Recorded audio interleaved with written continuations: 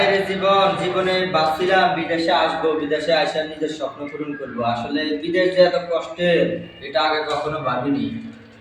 দেশে যেমনই চলতাম আমার মনে হয় আলহামদুলিল্লাহ ভালো ছিলাম। কেন যে বিদেশ আইলাম?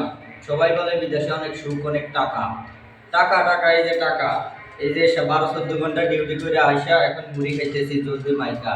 আজকের খাবার এটা, এই খাবার খাই আবার আগামী কালকে এই সময় আইসা খাইতে হবে। হয়তো যে ভাত খাওয়া লাগে, তোমরা যদি আল্লাহ কিসমতে রাখে হয়তো খেপসা খাওয়া হবে, কিন্তু মুড়িটা খাওয়াই বেশি সম্ভাবনা।